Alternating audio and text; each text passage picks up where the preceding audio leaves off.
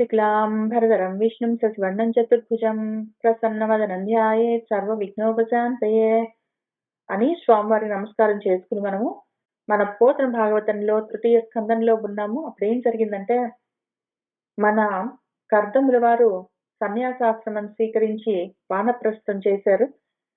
ఇంకా మన దేవహూతి మోక్ష ఇచ్ఛ కలిగినదై ఆమెకు పుత్రుడిగా జన్మించిన కపిలుణ్ణి చేరి మోక్షోపదేశాన్ని కోరుతూ ఉన్నది. ఇక్కడ మళ్ళీ పుత్రుడు అంటే అర్థం చూసుకుందాం ఒకసారి. పుంసాం త్రాయతే ఇతి పుత్రః అని దానికి వ్యుత్పత్తి. పురుషులను తరింపచేసేది ఏది ఉంటుందో అది పుత్రము. పురుషులనంటే పురుషులెవరు? మళ్ళీ పురిసేతే ఇతి అని శరీరాల్లో ఉన్నది ఏ తత్వం ఉన్నదో ఆ ఆత్మ, శరీరి దేహి అని పిలుస్తాము, అది పురుషుడు. దానికి ఆ శరీరాలతో అభిమానం పెట్టుకుని దేహార్జాభిమానాలతో ఇంక బయటపడే మార్గం లేకుండా ఉన్నప్పుడు ఏ ఆత్మ జ్ఞానం అయితే దాన్ని అందులో నుంచి బయటికి తీసుకుని వస్తుందో, మోక్షం కలిగిస్తుందో అది పుత్రము, జ్ఞానము అని అర్థము. పుత్రుడు అంటే బేసిక్లీ జ్ఞానము అని అర్థము. పుత్రుడు అంటే కొడుకు అని, సన్, ఎస్ఓఎన్ సన్ అని ట్రాన్స్లేట్ చేసుకుంటే మనం చదువుకునే ఆధ్యాత్మిక మార్గానికి, జ్ఞాన మార్గానికి సరిపోయే అర్థం కాదు. కాబట్టి ఆమెకు ఒకానొక సమయంలో ఆ పుత్రము జ్ఞానము గురించిన కోరిక అయితే ముందు కలిగింది, జ్ఞానం ఆమెలోనే ఉన్నది. ఇప్పుడు దాన్ని అన్లాక్ చేసేందుకు గురువు కావాలి, ఆచార్యుడు కావాలి. ఆయన్ని చేరింది, ఆయన్ని కోరుతున్నది. ఇంకిక్కడి నుంచి మనము చాలా జాగ్రత్తగా ఫోకస్ చేయవలసి ఉంటుంది. ఒకవేళ మనలో ఎవరైనా ఉత్తమాధికారులు, యోగారూఢులు, మునులు ఉన్నారంటే వాళ్ళకి ఇంకిక్కడి నుంచి చెప్పుకుంటున్నది పెద్దగా ఉపయోగం ఉండదు.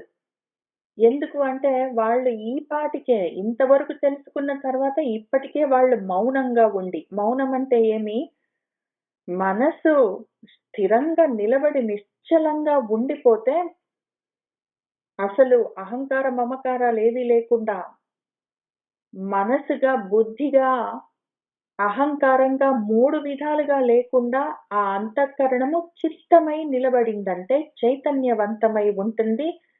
అటువంటి స్థితిలో ఉన్న వాళ్ళు యోగారూఢ స్థితిలో ఉంటారు. వాళ్ళు ఉత్తమాధికారులు, వాళ్ళు మునులు, వాళ్ళు యోగులు. వాళ్ళకి ఇంక ఇక్కడి నుంచి చెప్పే విషయం అవసరం లేదు, వాళ్ళు దాటిపోయిన వాళ్ళు. అనధికారులు అసలు వినను కూడా వినరు. వాళ్లకు కర్మలు చేసుకోవాలి, వాటి ద్వారా ఏమైనా కోరికలు సాధించుకోవాలి అని అపేక్షలుంటాయి. వాళ్లకు పనికిరాదు, చెప్పినా వినరు.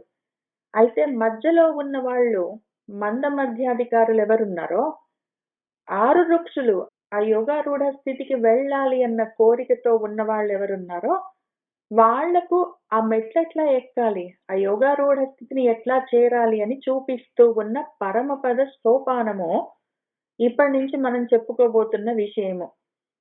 వాళ్ళు మళ్ళీ రెండు రకాలని చెప్పుకున్నాం కదా. మందాధికారులు ఉంటారు, వాళ్లకు మోక్ష ఇచ్ఛ ఉంటుంది, ముముక్షుత్వం ఉంటుంది. వాళ్ళు ముముక్షువులు, మోక్షం కావాలని ఇంట్రెస్ట్ ఉంటుంది, పాపము.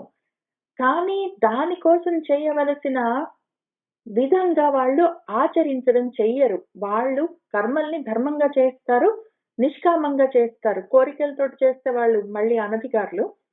నిష్కామంగానే చేస్తారు, మోక్షం కావాలన్న ఇంట్రెస్ట్ ఉంటుంది వాళ్ళకి. కానీ ఆ మెట్లెక్కుతూ వెళ్ళాలి, ఓపిక చేసుకొని, కష్టంగా ఉంటుంది. ఇనీషియల్ గా చాలా కష్టంగా ఉంటుంది. మౌనంగా ఉండు, అబద్ధం చెప్పొద్దు, అన్నమాట నిలబెట్టుకో, దయతో ఉండు, అది చేయి ఇది చేయని ఏవేవో ఉంటాయి. ఇవి చేయొద్దు ఇవి చేయొద్దు అని మళ్ళీ కోపం తెచ్చుకోకు, కోరికలతో ఉండకనేవో ఉంటాయి. ఇవన్నీ విధి నిషేధాలు చేయాలంటే కష్టంగా ఉంటుంది. కర్మలు చేయడం ఈజీ, ప్రాపంచికమైన కర్మలు చేయొచ్చు. కావాలంటే ఇది కూర్చొని ఏదో హరికథ విన్నట్టు, బుర్రకథ విన్నట్టు వింటారు.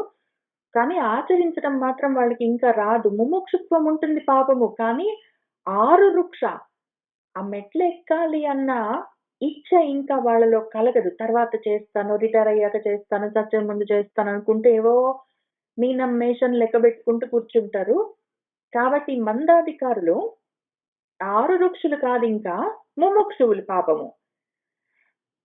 అయితే ఆ పైన ఒకవేళ దీనికన్నా పైకి వెళ్లి ఎవరైనా ముముక్షుత్వంతో పాటు ఆరురుక్ష కూడా ఉన్నది వాళ్ళకి పైకి వెళ్ళాలి అన్న ఇచ్ఛతోటి వాళ్ళు సాధన చేసుకుంటున్నారంటే వాళ్ళు మధ్యమాధికారులు. ఈ ఆరురుక్ష ప్లస్ ముముక్ష ఉన్న వాళ్ళ కోసము లేదా కనీసము ఆరురుక్ష లేకపోయినా ముముక్షుత్వం ఉన్న వాళ్ళ కోసము ఆ మంద మధ్యాధికారుల కోసం ఉంటుంది ఇక్కడి నుంచి విషయము. అయితే అసలు ముముక్షా లేదు, ఆరురుక్షా లేదు. వినాలన్న ఉద్దేశం కూడా లేని వాళ్ళెవరు మరి? ఎందుకంటే మనము ఉత్తమాధికారులను యోగారూఢులని చెప్పుకున్నాము. మధ్యమాధికారులకు ఆరురుక్ష, ముముక్ష ఉంటుందని చెప్పుకుంటున్నాము. మందాధికారులకు ఆరురుక్ష ఉండదు. వాళ్ళు తర్వాత చేస్తాము అనుకుంటారు. పాపం ముముక్ష మాత్రం ఉంటుంది. మోక్షం కావాలన్న ఇచ్చ మాత్రం ఉంటుంది. వీళ్ళు కాక కింద వాళ్ళుంటారు ఇంకా అనధికారులు. వాళ్ళనేమంటామంటే బుభుక్షులు వాళ్ళు. బుభుక్ష అంటాము దాన్ని. బుభుక్ష అంటే భోక్తుమిచ్చ. అనుభవాల మీద ఇష్టం ఉంటుంది వాళ్ళకి. ఇంద్రియానుభవాలు కావాలి. ఆ ఇంద్రియ లోలత్వంతోటి ఇంద్రియారాములై ఉంటారు వాళ్ళు. బుభుక్షువులని పిలుస్తారు. ఆ బుభుక్షువులకు అవసరం లేదు ఇక్కడ చెప్పుకుంటున్న విషయము. మోక్షం కూడా దాటిపోయిన వాళ్ళకు కూడా అవసరం లేదు. కానీ ఆ మధ్యలో ఉండి మోక్షం కావాలనుకుంటున్న వాళ్ళు లేదా మోక్షంతో పాటు అసలు దానికోసం ఏదైనా ఆచరిద్దామనుకుంటున్న వాళ్ళు ఆరురుక్షులు వాళ్ళ కోసం చెప్పుకుంటున్న విషయం ఇంకిక్కడి నుంచి. కాబట్టి మనలో ఆ విధంగా ముముక్షువులు ఆరురుక్షులు ఉంటే వాళ్ళు శ్రద్ధగా వినాలి. మోక్షాన్ని కూడా దాటిపోయిన యోగులకు అవసరం లేదు. బుభుక్ష ఉన్న వాళ్ళ కోసం ఇది పనికిరాదు. సరే, ఇప్పుడు పోయిన వారము ఒక పద్యం చూసుకున్నాము. ఇప్పుడు ఈమెవరు? మన దేవహూతి. ఆమెకు ముముక్ష ఉన్నది. ఆమెకు ముముక్ష ఉన్నది. అయితే ఆమెకు ఆరురుక్ష లేదు.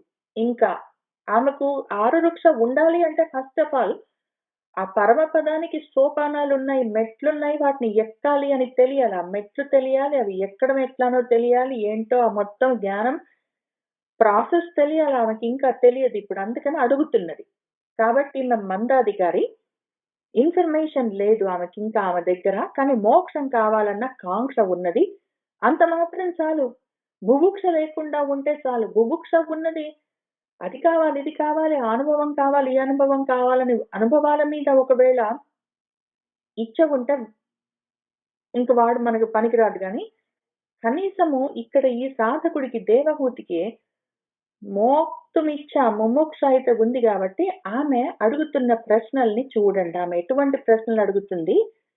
దానికి గురువు గారు ఎటువంటి మార్గోపదేశం చేస్తారు. మోక్షోపదేశం. ఆమె అడిగేది మోక్షం కాబట్టి మోక్షోపదేశాన్ని ఎట్లా చేస్తారు? చాలా ఇంట్రెస్టింగ్ గా చేస్తారు. చాలా ఇంట్రెస్టింగ్ గా ఆమె లెవెల్కి వచ్చి ఫస్ట్ స్టెప్ దగ్గర నుంచి చెప్తారు. మనము మందాధికారులమై ఉంటే జాగ్రత్తగా విని ఆచరించడం మొదలు పెట్టాలి. మనం మధ్యమాధికారులమైతే ఎక్కడి నుంచి వచ్చామో చూసుకుంటూ వెళ్ళాలి. ఇదిగో అసత్ మాటికి మారిపోతున్న ఇంద్రియాలతో గొడవలు పెట్టుకుని ఏం చెయ్యాలో దిక్కుతోచక ఉన్న నాకు ఈ తగని మోహమేంటో, ఈ తమస్సు అజ్ఞానమేంటో, ఇందులో నుంచి బయటపడే మార్గమేంటో నాకు సెలవిస్తావా అని అడుగుతూ ఉన్నది. అక్కడ ఆపాము. ఇంకక్కడి నుంచి ముందుకు వెళ్దాము. పటుఘన నీరంధ్ర తమపటల పరీవృత జగత్ ప్రపంచమునకు ఎక్కటి లోచనమై మహిత ఉత్కట రుచి వెలుగుదువు భాను కైవడిన్ అనగా. ఓ అనగుడా, అనగా ఆత్మ. ఆమె ఏ ఉద్దేశంతో భగవంతుణ్ణి, గురువు గారిని ఏ పేర్లతోటి పిలిచినా కూడా మనం మాత్రం ఆధ్యాత్మికంగానే అర్థం చూసుకుందాము. ఆమెకిప్పుడే శాంత జ్ఞానం కలిగిందో లేదో, తెలిసే చెప్తున్నదో తెలియక చెప్తున్నదో, అర్థం తెలిసి చెప్తున్నదో అర్థం తెలియక శబ్దము ఆమెకు తెలుసు కాబట్టి అంటూ ఉన్నదో, ఆమె ఏ ఉద్దేశంతో అన్నా కూడా మనం మాత్రం దానికి విధేయంగానే అర్థం చెప్పుకుందాము. అనగా అంటే అగములు పాపాలు, దోషాలు, కళంకాలు లేనివాడు. ఎందుకు? అన్యము ఏదైనా రెండో వస్తువున్నదంటే ఇందులో కలిస్తే అది ఇంప్యూర్‌గా ఉంటుంది. బంగారంలో కాపర్ కలిసినట్టు, పాలలో నీళ్లు కలిసినట్టు. ఒక దాంట్లో ఒకటి కలిసిందంటే ఇంప్యూరిటీ బయలుదేరుతుంది. అయితే ఉన్నదంతా ఏకమేవ అద్వితీయమైనప్పుడు రెండోది లేనే లేనప్పుడు అఘము ఉండేందుకు అవకాశం లేదు. అటువంటి వాడు. ఆయన్ని పిలిచి ఆ సాధకుడు ఏమంటున్నదంటే, పటు అంటే బలంగా ఉన్న, ఘనమైన, దట్టమైన నీరంధ్రం అసలు ఎక్కడ ఇంత రంధ్రము చిల్లి గూడా లేదు. ఎక్కడ ఇంత గ్యాప్ ఖాళీ లేకుండా ఎంత దట్టంగా నాలో తమఃపటలము, తమస్సమూహము చీకట్లు నా మనస్సులో, నా బుద్ధిలో ఎంత ఆవరించాయంటే, ఇంకా బలంగా పట్టుకునున్నాయి. ఆ చిమ్మ చీకట్లు, కటిక చీకట్లు ఘనంగా ఉన్నాయి. చిక్కబడి ఉన్నాయి. ఆ అజ్ఞానపు తెరలు, నీరంధ్రము ఎక్కడ ఇంత ఖాళీ లేదసలు జ్ఞాన ప్రకాశము ప్రసరించడానికి. అటువంటి సమూహంతో, ఆ చీకట్ల సమూహంతో పరివృతమై మొత్తం ఆవరించబడి ఉన్నది నా జగత్తంతా. ఈ మొత్తం ప్రపంచమంతా నాది. జగత్తంటే జన్మించి కదులుతూ ఉన్నదేదున్నదో, ఆ జన్మించి కదులుతూ ఉన్నది ప్రపంచంతో ఉంటుంది. పంచలతో పంచ జ్ఞానేంద్రియాలు, పంచ కర్మేంద్రియాలు, పంచ తన్మాత్రలు, పంచ ప్రాణాలు నవ్వని, ఇవ్వని వీటన్నిటితో కూడి ఉన్న ఈ దేహము మొత్తము చిమ్మ చీకట్లతో నిండి ఉన్నది. దీనికి ఎక్కటి లోచనము ఒక్కటే కన్ను అయి ఉన్నావు నువ్వు. ఒక్క కంటివై ఉన్నావు నువ్వు. మహిత ఉత్కట రుచి గొప్ప ఉత్కటము ఉద్ధతితో ఉన్న రోజులతో నువ్వు ప్రకాశించాలి. ఆ రకంగా చిమ్మ చీకట్లతో నిండి ఉన్న నా బ్రతుకన్న ఈ జగత్తు మొత్తం ప్రపంచానికి భానుడిలాగా, భాస్కరుడిలాగా ఉన్నావు. ఆ విధంగా వెలుగుతూ ఉన్నావు. కాబట్టి నా చీకట్ల జీవితంలో సూర్యుడివై ఉన్న నిన్ను నేను కోరుకుంటున్నాను. ఈ చీకట్లు తొలగే మార్గం చూపించుబో అనగా, పటుక్కన నీరంధ్ర తమఃపటల పరీవృత జగత్ ప్రపంచమునకు ఎక్కటి లోచనమై మహిత ఉత్కట రుచి వెలుగుదువు భాను కైవడిన్ అనగా, భూరి మదీయ మోహత్తమమున్ పెడపాప సమర్థులు అన్యులు ఎవ్వారలు నీవుగాక, నిరవధ్య నిరంజన నిర్వికార సంసార లతాలవిత్ర బుధ సత్తమ సర్వశరణ్య ధర్మ విస్తారక సర్వలోక శుభదాయక నిత్య విభూతి నాయక. భూరి ఘనమైన మదీయ నా యొక్క ఈ మోహతమము, మోహాంధకారము, అంధత్వాన్ని కలిగించే చీకట్లు మోహంతో నిండి ఉన్నాయి. మోహం అంటే నేను నాది అన్న ఆలోచనలు. ఈ కోరికలున్నాయి. అవి ఇంకా కావాలి, ఇంకా తీరాలి అన్న ఆశలు. వీటిని మోహాలని పిలుస్తాము. అవి బాగా దట్టంగా ఉన్నాయి నాకు. వాటిని పెడబాపను, పక్కకి తొలగించేందుకు అన్యులు ఎవ్వారలు సమర్థులు. వేరే వాళ్ళకి ఎవరికున్నది సమర్థత, అంత సామర్థ్యము. ఆ సమర్థుడివి నీవ కాక, నువ్వుగాక వేరే వాళ్ళెవరున్నారు నాలోని ఈ మోహాంధకారాన్ని, ఈ తమఃపటలాన్ని పక్కకు తొలగించడానికి. కాబట్టి నిన్నే కోరుకుంటున్నాను అని ఇక్కడి నుంచి స్తుతి చేస్తున్నది నిరవధ్య. అవధ్యము అంటే దోషము లేనివాడు అని అర్థము. నిరవధ్యము అంటే దోషాలు లేనివాడని మళ్ళీ అదే అర్థము. అయితే ఇంకొక చాలా అందమైన అర్థం కూడా చెప్పుకుందాము. వద్ అన్న ధాతువుకు వాదనము, మాటలు అని కూడా ఒక అర్థం ఉన్నది. నిరవధ్యుడు అంటే ఆయన గురించి చెప్పడానికి, భగవత్ తత్వం గురించి చెప్పడానికి మాటలు గూడా లేవు అటువంటి వాడు. ఏ మాటలతోటి చెప్తామో మాటలకు అందని వాడు. అసలు మామూలుగా ఇంద్రియాలకే అందడు. కళ్ళకు మొదలైన జ్ఞానేంద్రియాలకే అందడు. మనస్సు లాంటి ఇంద్రియానికే అందడంటే, కర్మేంద్రియము మాట. అసలు జ్ఞానేంద్రియాల గ్రూప్‌లో గూడా లేదు వాక్కు. కర్మేంద్రియం అది పైగా. ఇంకా తక్కువ రకం.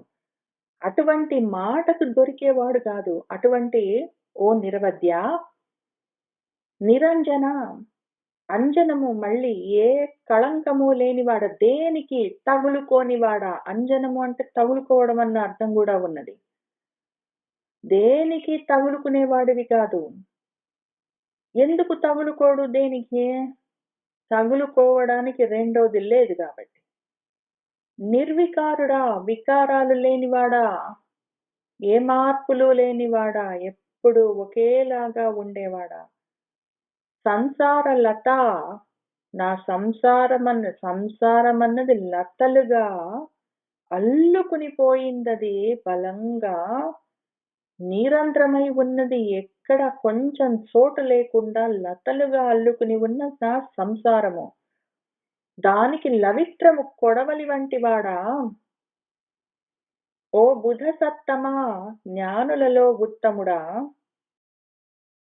సర్వశరణ్య, సర్వులకు ఆశ్రయమైన వాడా, ధర్మ విస్తారక, ధర్మాన్ని విస్తరింపచేసేవాడా, ఆత్మధర్మాన్ని విస్తరింపచేసేవాడా, ఆత్మ ధర్మానికి కావలసిన జ్ఞానాన్ని వ్యాప్తి చేసేవాడా, సర్వలోక శుభదాయక, సర్వలోకాలకు శుభాన్ని మంగళాన్ని కలిగించేవాడా, నిత్య విభూతి నాయక, అనిత్యమైన ఈ బ్రహ్మాండం మొదలైన విభూతులన్నిటికీ వెనకాల సూక్ష్మంగా నిత్యమై ఉన్న విభూతుల కూడా నడిపించేవాడా.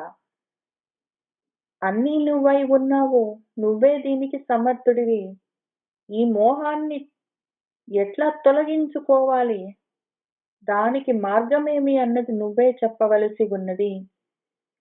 భూరి మదీయ మోహ తమమున్ బెడబాప సమర్థులు అన్యులు ఎవ్వారలు నీవకాక, నిరవధ్య, నిరంజన, నిర్వికార, సంసార లతాలవిత్ర, బుధ సత్తమ, సర్వశరణ్య, ధర్మ విస్తారక, సర్వలోక శుభదాయక, నిత్య విభూతి నాయక.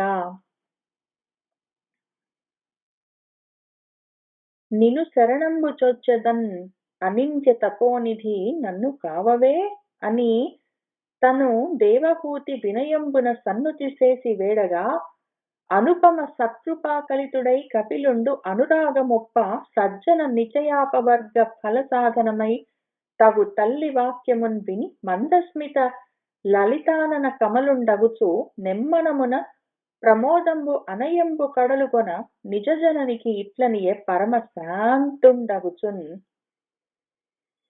అందుకని నిన్ను శరణము చొచ్చెదను, నీ ఆశ్రయం కోరాను, నిన్ను చేరాను. ఓ అనింద్య తపోనిధి, తపస్సుకు పెన్నిధి అయిన వాడా. ఎటువంటి తపస్సు? నిష్కళంకమైన తపస్సు, నిందలు లేని తపస్సు. అది ఉన్నది ఒకటే తపస్సు. తపస్సు ఎన్ని రకాలుగైనా చెప్పుకోవచ్చు. ఆ తల్లి తపస్సుకి నిధి నువ్వు అని చెప్తున్నది. అసలు ఆలోచనకు పెన్నిధి అయి ఉన్న నిన్ను నేను చేరాను, నన్ను కావవా, నన్ను కాపాడవా అని తనను దేవహూతి వినయంగా సన్నుతి చేసి స్తుతి చేసి వేడగా వేడుకోగా, అనుపమ సత్కృపా కలితుడై సాటిలేని దయ కలిగిన వాడై కపిలుడు అనురాగమొప్పన్, అనురాగం కలుగుతూ ఉండగా, సజ్జన నిశ్చయ, సజ్జనములు సన్మార్గంలో ఉన్నవాళ్ళు, ఆ సచ్చిదానందాన్ని చేరాలన్న మార్గంలో ఉన్న వాళ్ళు ఎవరున్నారో ఆ నిశ్చయము, ఆ సమూహము, వాళ్లకు అపవర్గాన్ని, మోక్షమన్న ఫలాన్ని ఇచ్చేందుకు సాధనమైన జ్ఞానము గురించి చెప్పమని తల్లి అడుగుతూ ఉన్నదే, ఆమె అడుగుతున్న ప్రశ్న ఎటువంటిది? ఏదో ఒక ప్రశ్న అడగొచ్చు. కానీ ఆమె అడిగిన ప్రశ్న అసలు సజ్జనులందరికీ సన్మార్గంలో ఉన్నవాళ్ళు కోరుకునేది మోక్షము, అపవర్గ ఫలము. ఆ ఫలాన్ని సాధించేందుకు ఉపయోగపడే సాధనమైన జ్ఞానాన్ని ఉపదేశం చెయ్యమని అడుగుతున్నదని ఆమె మాటలు విని ఆయన ఎంత సంతోషించాడో, మందస్మితము చిరునవ్వులు నవ్వుతూ లలిత ఆనన కమలుండు ఆయన ముఖమంతా శాంతమై ఉన్నది. ఆయన ముఖ కమలము సన్నటి చిరునవ్వుతో పరుచుకుంటూ ఉండగా, నెమ్మనమున నెరిమనము ఆయన మనసంతా ప్రమోదముతో నిండుతూ ఉండగా, అనయంబు కడలుగొన మనసులో అంతకంతకు సంతోషము, ప్రమోదము పెరుగుతూ ఉండగా, నిజ జననికి వాళ్ళ అమ్మకు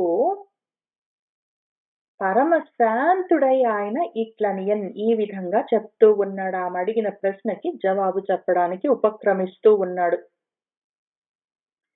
నిన్ను శరణంబు చొచ్చెదా అనింద్య తపోనిధి నన్ను కావవే అని తను దేవహూతి వినయంబున సన్నుతి చేసి వేడగా, అనుపమ సత్కృపాకలితుడై కపిలుండు అనురాగమొప్ప సజ్జన నిచయాపవర్గ ఫల సాధనమై తగు తల్లి వాక్యమున్ విని మందస్మిత లలితానన కమలుండగుచు నెమ్మనమున ప్రమోదం బనయంబు కడలు కొన నిజజననికి ఇట్లనియే పరమశాంతుండగుచున్. ఇంకిక్కడి నుంచి ప్రవచనం మొదలవుతుంది. కాబట్టి మనము శ్రద్ధాభక్తులతో ఈ ఉపదేశాన్ని శ్రవణం చేయవలసి ఉంటుంది. విను, జీవుని చిత్తము తా ఘన భవ బంధాప వర్గ కారణము అది ఏచినన్ త్రిగుణాసక్తంబైనను సంస్కృతి బంధ కారణంబవు మరియున్ అదియు నారాయణాసక్తమయ్యనేని మోక్ష కారణమగును అని మునికులాబ్ది చంద్రుడు అననొప్పు కపిలుండు జననితోడన్ అర్థి వినన్ చెప్పి మరియున్ ఇట్లనియ ప్రీతిన్. సరే అమ్మా, చెప్తాను విను. జీవుడి చిత్తమున్నది కదా, తాను అదే ఘనమైన గొప్ప భవములు జన్మలన్న బంధాలకు లేదా అపవర్గానికి మోక్షానికి కారణము. మన ఏవ మనుష్యాణం కారణం బంధ మోక్షయోహో అని చెప్పినట్టు చిత్తమే మనిషికి బంధానికి మోక్షానికి కారణము. ఒకవేళ అదే చిత్తము ఏ చిన్న లేచిందనుకోండి, అది కదిలిందంటే మాత్రము త్రిగుణాసక్తం అవుతుంది. అది త్రిగుణాలతో తగులుకుంటుంది పోయి. అయినను అదట్లా అయిందంటే మాత్రము సంస్కృతి బంధ కారణం బగు, సంసార బంధానికి అదే కారణమైతుంది. ఒకవేళ చిత్తము కదిలిందంటే మనసు అవుతుంది. అది మనసు అయ్యిందంటే మాత్రం కదిలిపోతూ ఉంటుంది, త్రిగుణాలతో తగులుకుంటుంది, చిక్కుకుంటుంది. ఏం చెయ్యాలో దానికి తోచదు. ఇంకా దాని తర్వాత దాంతో సంసార బంధాలన్నీ తగులుకుంటాయి వచ్చి.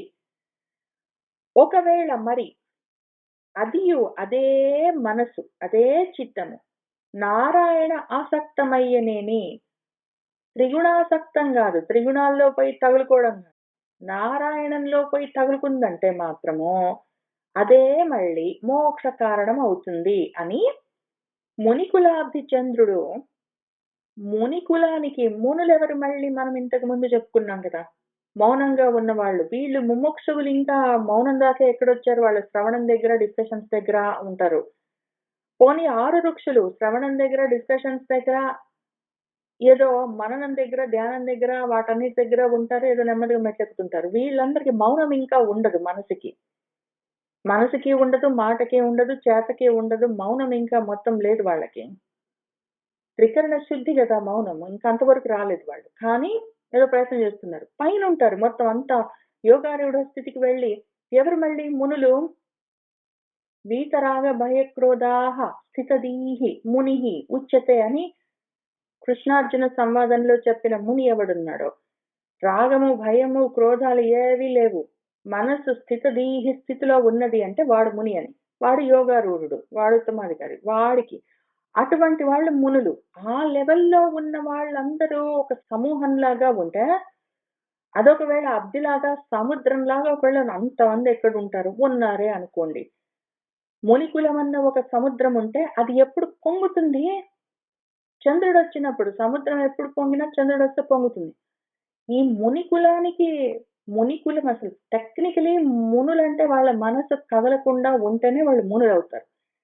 కానీ అటువంటి మునుల యొక్క మనసులు కూడా ఎప్పుడు పొంగుతాయంటే, అదిగో సముద్రానికి చంద్రుడు వచ్చినట్టు వీళ్ళ మనసుల్లో భగవతత్వం గోచరించినప్పుడు వీళ్ళు కూడా పొంగుతుంటారు. అటువంటి కపిలుడు ఆయన జననితోడా తన అమ్మతో అర్థిన్ కావాలని ఆయన ఈ జవాబు ఈ విధంగా చెప్పాలని ఆయన కోరుకునే వినన్ చెప్పి కోరుకుని ఆమె వింటూ ఉండగా ఈ విధంగా చెప్పి, అమ్మా మన ఏవ మనుష్యానాం కారణం బంధ మోక్షయోహో అని ఆయన ప్రవచనం మొదలు పెట్టారు. ఇప్పుడు నేను 2 సార్లు చెప్పాను ఇదే మాట. ఇది ఎక్కడి నుంచి అని చూపిస్తాను. అమృత బిందు ఉపనిషత్ అని ఒక ఉపనిషత్తు ఉన్నది. అందులో మొత్తము మనసు గురించే. అసలు ఎంత ఫోకస్డ్ గా ఉంటుందంటే మొత్తం కలిపి చాలా చిన్నది ఇది. 22 మంత్రాలు ఉంటాయి ఇందులో. 22 మంత్రాల్లో మొత్తం కలిపి అంతా మనసు గురించే చెప్తారు. మనసు గురించే మాట్లాడుతూ ఉంటారు. అది ఏ విధంగా బంధానికి మోక్షానికి కారణము. కాబట్టి ఆ మనస్సుని బంధానికి మార్గమయ్యే విధంగా కాకుండా మోక్షానికి దారి చూపించే విధంగా ఎట్లా తయారు చేసుకోవాలి ఏమి అని ఉంటుంది. మొదటి మంత్రంలో మనః హి ద్వివిధం ప్రోక్తం శుద్ధం చ అశుద్ధం ఏవ చ అశుద్ధం కామ సంకల్పం శుద్ధం కామ వివర్జితం అని చెప్తారు. మనసు 2 విధాలుగా ఉంటుంది. మనం 4 అని చెప్పుకుంటాము. అంతఃకరణం 4 విధాలుగా ఉంటుంది. అంతఃకరణ చతుష్టయం అని చెప్పుకుంటాం. కానీ ఇక్కడ 2 చెప్తున్నారు. మనసు 2 రకాలుగా ఉంటుంది. ఒకటి శుద్ధంగా ఉంటుంది లేదా అశుద్ధంగా ఉంటుంది. అశుద్ధంగా ఎప్పుడు ఉంటుందంటే కామ సంకల్పాలతోటి కోరికలతోటి ఉన్నంత వరకు అది అశుచిగా అశుద్ధంగా ఉంటుంది. కామమేమీ లేకుండా ఉన్నదంటే అది శుద్ధమై ఉంటుంది. ఈ శుద్ధమై ఉన్నప్పుడు అదే మనసు చిత్తమైతుంది. అప్పుడు చైతన్యాన్ని పట్టుకునేందుకు సాధనమై ఉంటుంది. అది మనసైతే మాత్రము ప్రపంచంలో తిరుగుతుంటుంది. ఇప్పుడు ఈ మనసు గురించి అర్థం చేసుకోవడం అవసరము. మనః ఏవ మనుష్యాణాం కారణం బంధ మోక్షయోహో బంధాయ విషయాసక్తం ముక్త్యై నిర్విషయం స్మృతం. మనుషులకు వాళ్ళ యొక్క బంధానికి వాళ్ళ యొక్క మోక్షానికి కారణము మనః ఏవ మనస్సే. మనుషులలో మనసు ఉంటుంది. మనుషులకి ఉండేది మనసు. అది స్పెసిఫిక్ క్యారెక్టర్, స్పెషల్ ఫీచర్. మనిషి అన్న ప్యాకేజ్ కి ఉండే స్పెషల్ ఫీచర్ మనసు. అదేం చేస్తుంది? వాడిని ఇటు ప్రపంచంతోటైనా కట్టేస్తుంది లేదా అందులో నుంచైనా బయటపడేస్తుంది. అది ఎప్పుడు ప్రపంచంతోటి కట్టేస్తుంది అంటే విషయాసక్తమైతే. ఇంద్రియార్థాలు ఉంటాయి, విషయాలు. కంటికి విషయము దృశ్యము, చెవికి విషయము శబ్దము, అట్లాంటివన్నీ. ఆ విషయాలతో అది తగులుకున్నదంటే ఇంద్రియాల పని ఏముంది? వాటి ధర్మము. కంటికి ధర్మం చూడడము, చెవికి ధర్మం వినడము, నోటికి ధర్మం తినడము, ఏంటో ఒకటి ఇట్లాంటివి ఉంటాయి, వాగడం అట్లాంటివి. ఇప్పుడు ఈ విషయాలతో అవేవో చూస్తుంటాయి, వింటుంటాయి, తింటుంటాయి, తిరుగుతుంటాయి ఇంద్రియాలు. వాటితోటి తగులుకున్నదంటే మనసు బంధాయ కారణం, బంధానికి కారణమవుతుంది.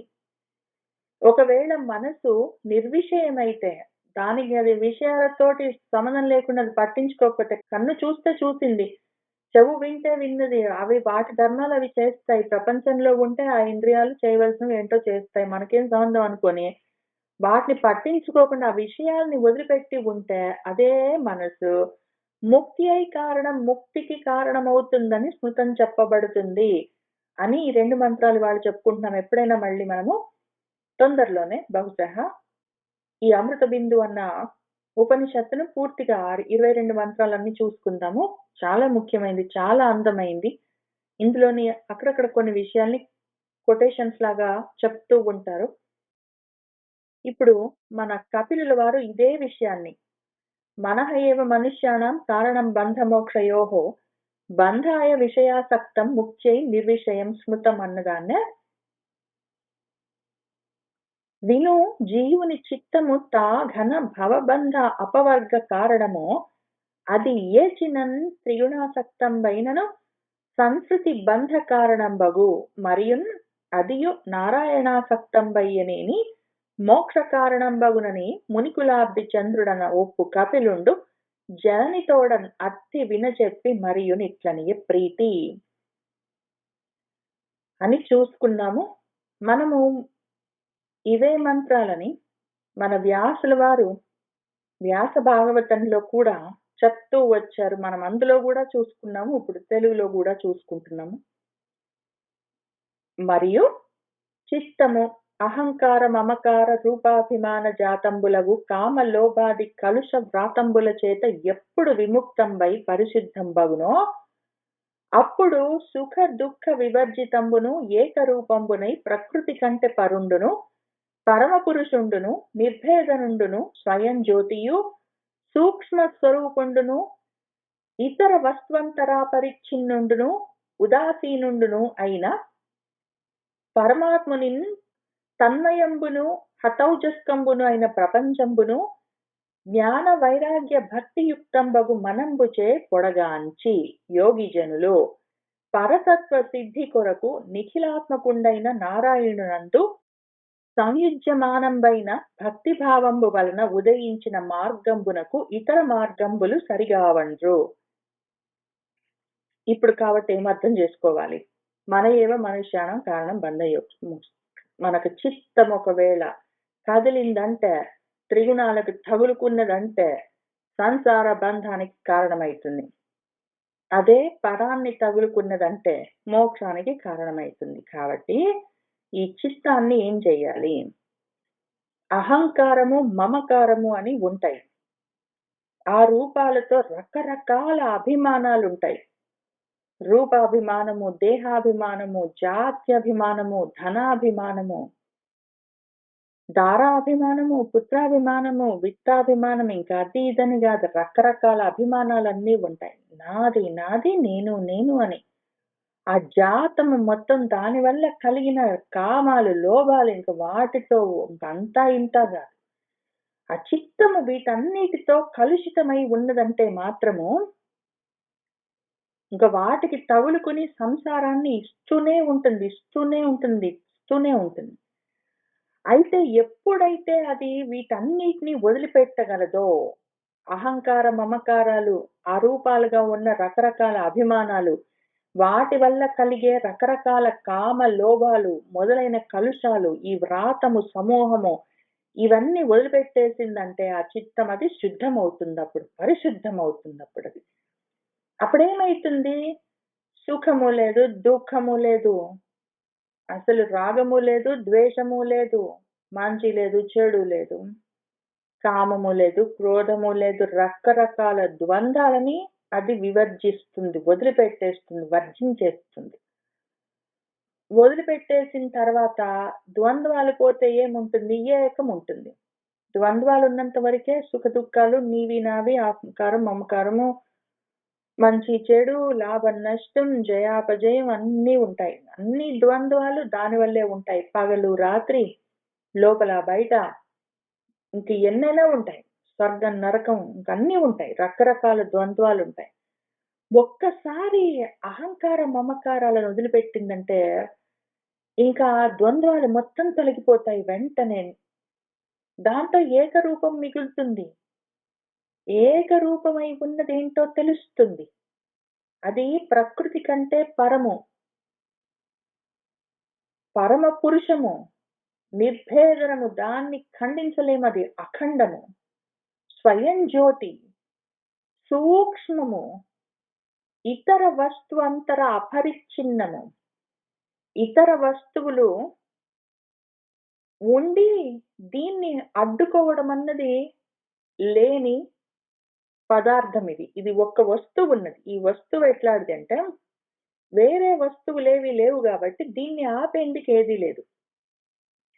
ఒకవేళ నా ఎదురు ఉన్న ఈ బల్ల ఉన్నది.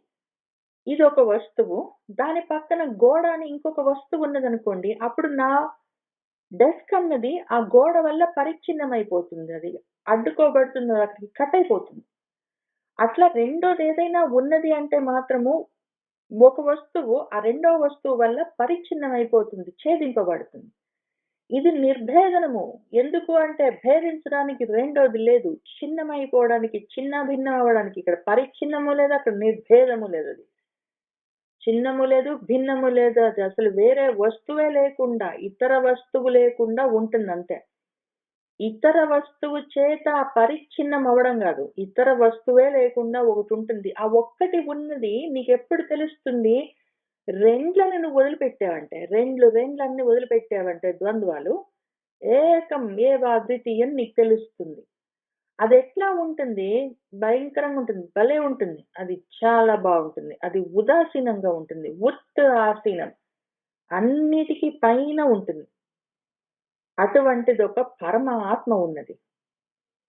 దాన్ని తెలుసుకోవచ్చు. ఇప్పుడు వీడేమైతాడంటే వాడికి రెండు తెలుస్తుంటాయి. మళ్ళీ రెండని అనిపిస్తుంది గాని రెండు ఒకటిగా తెలుస్తుంటాయి. వాడికి ఏం తెలుస్తుంటుంది? ఆ చిత్తం ఒకవేళ అహంకార మమకారాలను వదిలిపెట్టి శుద్ధమైందంటే మాత్రం వెంటనే ఏకమైన పరమాత్మ తెలుస్తుంటుంది. తన్మయమైన ఆ పరమాత్మ నుంచే వచ్చిన తద్రూపమైన ఇదం కూడా తెలుస్తుంది. పూర్ణమదః పూర్ణమిదం తెలుస్తుంటుంది. ఇదేమో ఇదము ఈ జగత్తంతా హతౌజస్కమై ఉంటుంది. ఓజస్ అంతా హతమై జడ పదార్థం ఒకటి ఉన్నది. అసత్ పదార్థము ఇదం. ఈ జగత్ ఇది తెలుస్తుంటుంది. ఇది పూర్ణంగా తెలుస్తుంటుంది. అదిగో అదహ పరమాత్మ కూడా తెలుస్తుంది. ఇప్పుడు ఆ పూర్ణం నుంచే ఈ పూర్ణం వచ్చింది. ఈ పూర్ణం మళ్ళీ వెళ్ళి అదే పూర్ణంలో ఉంటుంది. ఉన్నదంతా ఒకటే పూర్ణము అని వాడికి అహంకార మమకారాలు వదిలిపెట్టడం ఆలస్యం. వెంటనే ఇది పట్టుకుంటుంది. ఈ జ్ఞానము వాడే అయి ఉన్నాడు. ఆ రకంగా ఉన్న ప్రపంచము ఈ రెండు, ఆ జ్ఞానము, వైరాగ్యము, భక్తి మొదలైన వాటితో కూడుకున్న మనస్సు పొడగా అంచుతుంది. దానికి వెంటనే తెలుస్తుంది. ఇప్పుడు మనం చదువుకుంటున్న విషయాలు ఈ పుస్తకాల్లో చదువుకుంటూ ఉంటాం. మనం మోక్ష ఉపదేశాల్లో, మోక్ష శాస్త్రాలన్నిట్లో, భగవద్గీతల్లో, భాగవతాల్లో, భారతాల్లో, రామాయణాల్లో, బ్రహ్మసూత్రాలు అన్ని చోట్ల ఇదే విషయం చదువుకుంటున్నాం మనము. కొత్తగా తెలుసుకోవట్లేదు మనం ఈ విషయాన్ని. మనమే అయి ఉన్నాము. మనసుకే తెలుస్తుంది. అదే అయి ఉన్నది. అదే రిఫ్లెక్టింగ్ చేస్తున్నది మొత్తం ప్రపంచాన్ని. పూర్ణమదః కాస్త పూర్ణమిదంగా తెలుస్తున్నది అని దీన్ని పూర్ణంగా చూసేందుకు ఆ పరిపూర్ణమైన శక్తి అది పరిశుద్ధమైతే కలుగుతుంది. ఆ రకంగా మన వాళ్ళు యోగి జనులు ఉంటారు. మనం ఇందాక చెప్పుకున్నట్టు యోగారూఢ స్థితిలో ఉంటారు. వాళ్ళు యోగులు, వాళ్ళు మునులు. ఆ మౌనంలో వాళ్ళకి మౌనం తెలుస్తుంది. భగవత్ తత్వంతో లిటిగేషన్ ఏంటంటే ఆ పరాత్మ తత్వము, ఆ పరము, నిర్భేదనము, స్వయం జ్యోతి, సూక్ష్మము, ఇతర వస్తువంతర అపరిచ్ఛిన్నం ఉదాసీనమై ఉన్న పరమాత్మ మౌనం. మౌనం మాట్లాడుతున్నంతసేపు, మనసు కదులుతున్నంతసేపు, వాక్కులు నడుస్తున్నంతసేపు మౌనం ఎందుకు తెలుస్తుంది? మాట ఉన్నది అంటే, శబ్దం ఉన్నది అంటే మౌనాన్ని భంగం చేస్తుంది. మౌనం తెలియదు ఇంకా. అసలు శబ్దం ఆగిపోయిందంటే మౌనం తెలుస్తుంది. నిశ్శబ్దమే పరబ్రహ్మ స్వరూపము. శబ్దం అందుకనే నిర్వేదం దాటితేనే తెలుస్తుంది. అందుకని వాక్కులకు అందుతుంది. వాక్కులకి ఎట్లా ఉంటుంది? వాగినంతసేపు శబ్దమే ఉంటుంది. దాని అర్థమైన మౌనం ఎందుకు ఉంటుంది? ఉండదు. వాక్కులు ఆగితేనే మౌనం ఉండేది. పరాత్మ స్వరూపము మౌనము. కాబట్టి వాక్కులకు అది అందదు, అంతే విషయము. వీళ్ళకి అది తెలుస్తుంది. ఎందుకంటే వీళ్ళు మునులు మౌనంగా ఉంటారు. వీళ్ళకి ఆ విషయం తెలిసి కావాలా, చాలా తెలివితేటలు ఎక్కువ వీళ్ళకి. వాక్కులున్నంత వరకు మౌనం తెలియదని తెలుసు కాబట్టి మౌనంలోనే మౌనాన్ని పట్టుకుంటారు వాళ్ళు.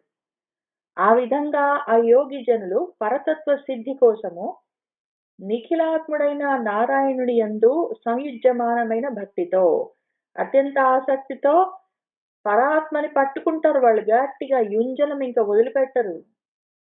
త్రిగుణాత్మకమైన మనసు పోయి ఇంద్రియాలతో కలిసి ఇంద్రియార్థాలను పట్టుకున్నట్టు వదిలిపెట్టకుండా మామూలుగా ప్రపంచంలో తిరుగుతున్న వాడికి వాడి మనసంతా ఇంద్రియాల మీద, ఇంద్రియాల అర్థాల మీద, వస్తు విషయాల మీద ఎంత లగ్నమై ఉంటుందో, వీడికి అంతే ఆసక్తితోటి భగవతత్వం మీద లగ్నమై ఉంటుంది. వీళ్ళకి ప్రాపంచికమైన విషయాల మీద ఎంత ఆసక్తి ఉంటుందో, పొద్దస్తమానం న్యూస్‌లన్నీ చూసుకుంటూ, ట్విట్టర్ ఫీడ్‌లన్నీ స్క్రోలింగ్ చేసుకుంటూ, అక్కర్లేని విషయాలన్నీ ఎట్లా వింటూ ఉంటారో ఎంత ఆసక్తితోటి, ఇంట్రెస్ట్ తోటి, వీళ్ళు అంతే ఇంట్రెస్ట్ తోటి భగవతత్వాన్ని పట్టుకొని ఉంటారు. ఆ రకంగా ఉన్నవాళ్ళు మన వాళ్ళు. భక్తి భావం అత్యంత ఆసక్తి ఎంత ఇంట్రెస్టో అసలు. పరాత్మతత్వం అంటే. ఆ మౌనం అంటే. దాంతో వాళ్ళలో ఒక మార్గం తెలుస్తుంటుంది. ఇతర మార్గాలన్నీ దానికి సరికావు. వేరే మార్గాలతోటి నిన్ను పట్టుకోవడం కష్టము. నువ్వు చెప్పు, నేను వింటాను, నేను అర్థం చేసుకుంటాను, ఆలోచించుకుంటాను, ఇవన్నీ వాక్కులకు సంబంధించినవి. వాక్ ఆగితేనే కానీ మౌనం తెలియదు అని వాళ్ళు అర్థం చేసుకొని వేరే మార్గం లేదు దీనికి. మౌనమే ఒకటే పరిష్కారం. యోగమే దీనికి పరిష్కారం అని తెలుసుకుని వాళ్ళు కాబట్టి ఇంద్రియాలను, ఇంద్రియార్థాలను, మనసును వాటన్నిటిని ప్రకృతిలో వదిలిపెట్టి వాళ్ళు మాత్రం పరాన్ని పట్టుకుని కూర్చుంటారు. ఇప్పుడు విద్వాంసులు సంగంబు ఇంద్రియార్థాది అసత్ విషయంబుగా ఒనరింపబడి జీవునకు అశిథిలంబగు బంధంబునకు కారణంబగుననియో అది ఏ సద్విషయంబైన అంతఃకరణ సంయమన హేతుభూతంబగుచు సాధు జనులకు అనర్గళ మోక్ష ద్వారం బగుననియు తెలియుదురు. ఈ విద్వాంసులు ఉంటారు, విద్వత్తు కలిగిన వాళ్ళు, విద్య తెలిసిన వాళ్ళు. వీళ్ళకి బ్రహ్మ విద్య తెలుసు. వీళ్ళకి ఒక టెక్నిక్ నేర్చుకొని కూర్చుంటారు. ఏ విధంగా ఆత్మను తెలుసుకోవచ్చు అంటే, ఆత్మ లక్షణాలను తెలుసుకున్నారు. ఆ లక్షణమేమి? దేనికి తగులుకోకుండా ఉండడము, మౌనంగా ఉండడము, రెండో వస్తువు అన్యం లేకుండా ఉండడము, ఇట్లాంటివన్నీ. దాన్ని తెలుసుకోవాలంటే మనం కూడా దానిలాగానే ఉంటేనే గాని అది మనకు తెలియదు అని వాళ్లకు ఆ విద్వత్తు ఉంటుంది, ఆ విద్య ఉంటుంది. దానితో సంఘం ఒకవేళ ఉన్నది అంటే ఇంద్రియాది విషయాలతో, ఆ అసత్ విషయాలతో సంయోగం ఉంటుంది. దాంతో ఆ జీవుడికి అశిథిలం ఇంకా శిథిలము కాని నాశము లేని బంధానికి అది కారణమైతుంది.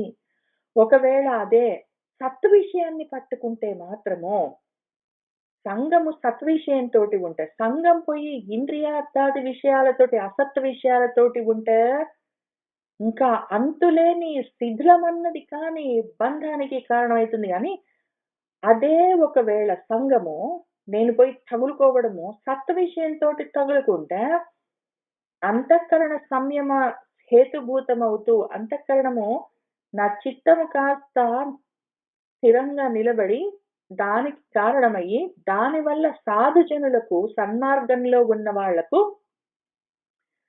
అనర్గళమైన మోక్షం ద్వారము. అనర్గళము అంటే అనర్గళం అంటే ఎంత అందమైన మాట చూద్దాము.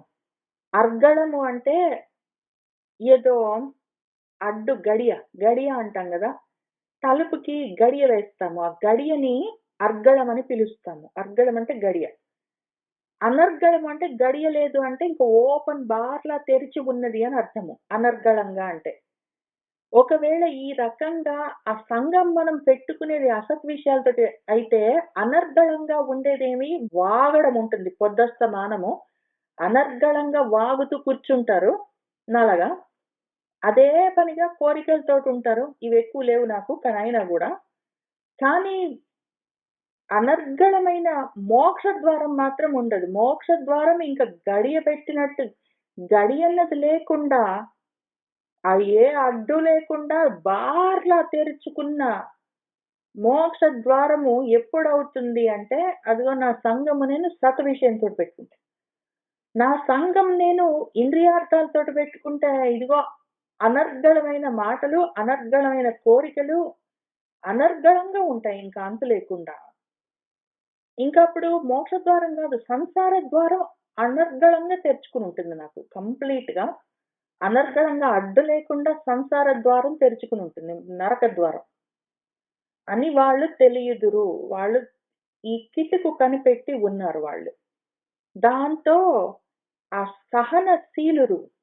సహనం ముఖ్యము. ఇప్పుడు ఈ మోక్ష ద్వారము అనర్గళంగా అడ్డు లేకుండా ఏ గడియ పెట్టిన తలుపులు అవి అడ్డన్నది లేకుండా ఓపెన్‌గా ఉండాలి అది మనకి అంటే ఏమి చేయాలని వాళ్ళు అర్థం చేసుకున్నారు.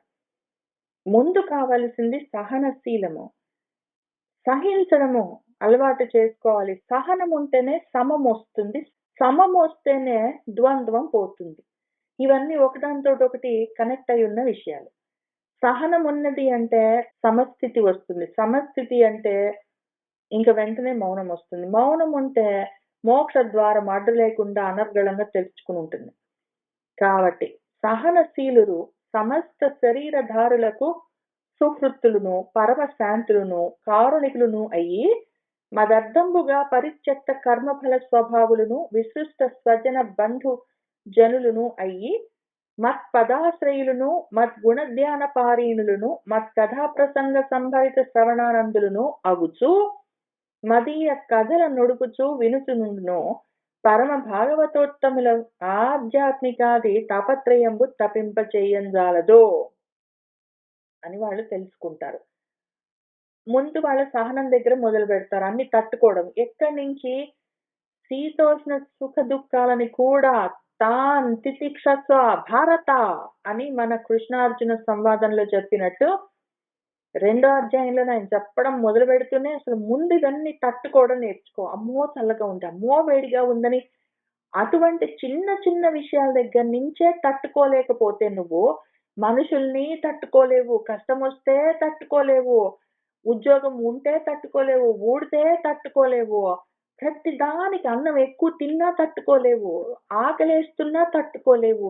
ఏది తట్టుకోలేకపోతే నువ్వు దేనికి పనికొస్తావు? ఆ మనసు దేనికి పనికొస్తుంది? అది ఇంకా లేచి ఇంకా కదులుతూనే ఉంటుంది. పరిగెడుతూనే ఉంటుంది. సహనం నేర్చుకో. తట్టుకో. కొంచెం ఆకలేసింది ఒక నిమిషం తట్టుకో. కష్టమొచ్చింది తట్టుకో. చల్లగానో, వేడిగానో ఉంది తట్టుకో. ఆ రకంగా తట్టుకోవడం నేర్చుకున్న వాళ్ళేం జేస్తారు, తర్వాత నెక్స్ట్ వాళ్ళ శరీరానికి, దేహానికి ముందు శరీరానికి ఆకలో, దప్పికో, చలో, ఏదో వేడిగా ఉందో, లేకపోతే గుచ్చుకుంటుందో, మెత్తగా ఉందో, నిద్ర పట్టిందో, పట్టలేదో ఇట్లాంటివన్నీ అయినాక, తర్వాత ఆరోగ్యం బాగుందో లేదో అవన్నీ అయ్యాక, తర్వాత మనసు బాగుందో బాలేదో అవన్నీ అయ్యాక, ఇంక ఈ మొత్తం బాడీ పార్ట్స్ యాక్టివిటీస్ అన్నీ తట్టుకోవడం అలవాటయిన తర్వాత నెక్స్ట్ సమస్త దేహదారులకు పక్కన వాళ్ళను కూడా తట్టుకోవడం అలవాటు చేసుకుంటారు. ముందసలు నా శరీరానికి నేను కూర్చునే కుర్చీ నాకు నచ్చదు. ఇంకా ఎవరైనా పలకరిస్తే నచ్చదు. ఇంక అన్నిటికి గొడవలు పెట్టుకునే మనస్తత్వం ఉంటున్నప్పుడు, తట్టుకునే శక్తి లేకపోతే, ముందు తట్టుకోవడం దగ్గర స్టార్ట్ చేస్తే, చిన్న చితకవన్నీ తట్టుకోవడం మొదలుపెడితే, నేనేదో పలానా తిందామనుకున్నాను. ఆ రోజు అది బాగా కుదరలేదు. మంచిది తట్టుకో. ఏదో ఏదో ఉంటే వేరే తిను ఊరుకో. ఆ రకంగా చేయడం నేర్చుకుంటే తర్వాత పక్కన శరీరధారులుంటారు. వాళ్ళ మీద కూడా కోపాలు, మొహాలు మార్చుకోవడాలు, మనసులు చిన్నబుచ్చుకోవడాలు అవన్నీ తగ్గించి వాటిని తట్టుకోవడం మొదలుపెడతారు. వాడేంటో నా కోసం ఏదో చేస్తా అన్నాడు, చేయలేదు. పోనీ కోపం తెచ్చుకోవద్దు, తట్టుకో. వాడేంటో నాకు అపకారం చేశాడు, తట్టుకో. ఆ రకంగా ఆ తర్వాత ఏమైతుందంటే వాళ్ళలో కూడా మంచి చూడడం మొదలుపెట్టి, పాపం వాళ్ళు కూడా నాలాగా మనుషుల్లాగా పోనీలే అనుకోవడం అలవాటు చేసుకుని, తర్వాత సుహృత్తులవుతారు. ముందు వాళ్ళ శరీరం మీద వాళ్ళకి దయ కలిగిందంటే, తర్వాత పక్కన శరీరాల మీద గూడా దయ కలుగుతుంటుంది వాళ్ళకు. ఆ సుహృత్ స్థితి కలుగుతుంటుంది. అంతకన్నా ముందు అందరూ శత్రువుల స్థితిలో ఉంటాం. ప్రతాడు నన్నేదో బాధ పెట్టడానికే బయలుదేరే టైప్‌లో ఉంటుంది. అయితే తట్టుకోవడం ఒకవేళ నేర్చుకుంటే, క్షమ ఒకవేళ కలిగిందంటే, సహనం కలిగిందంటే, అప్పుడు పక్కన వాళ్ళతో సుహృద్భావాలు పెరుగుతాయి. దాంతో మనసు శాంతిస్తుంది. దాంతో కరుణ పెరుగుతుంది. కరుణ, మైత్రి మొదలైన సువాసనలు పెరుగుతూ ఉంటాయి వాడిలో. ఇంకా సువాసనలు పెరిగాయి అంటే దుర్వాసనలు తగ్గుతాయి. కోపాలు, క్రోధాలు, మొహాలు మాడ్చుకోవడాలు, ఈర్ష్య అట్లాంటివన్నీ తగ్గుతాయి. అసూయ ముఖ్యంగా. అది తగ్గితే ఏమవుతుంది? మదర్థంబుగా పరిత్యక్త కర్మఫల స్వభావులు. నా కోసంగా కర్మలేమైనా చేస్తే భగవదర్పణంగా చేస్తారు. కర్మఫలాలు ఆశించరు. ఆ రకంగా వాళ్ళ స్వభావం, వాళ్ళ నేచర్ అట్లా మారుతుంది. అంతకన్నా ముందు దేనికి తట్టుకోలేకపోవడం ఎందుకు అంటే ఏదో కావాలన్న కోరికలతోటి. ఇప్పుడు అన్నీ తట్టుకుంటున్నాడు వాడు. సరే అనుకుంటున్నాడు. కోపం తెచ్చుకోవట్లేదంటే కోరికలు కూడా తగ్గుతుంటాయి. దాంతో ఎందుకంటే కోరికలు తగ్గాయంటే కోపాలు తగ్గుతాయి. కోరికలు డైరెక్ట్‌గా తగ్గట్లేదంటే కోపాలు తగ్గించుకున్నామంటే కోరికలు తగ్గుతాయి. ఏదో ఒకటి. ఆ రెండిట్లలో ఒకటి తగ్గించామంటే ఇంకోటి తగ్గుతుంది. ఆ 2 అట్లా పనిచేస్తాయి.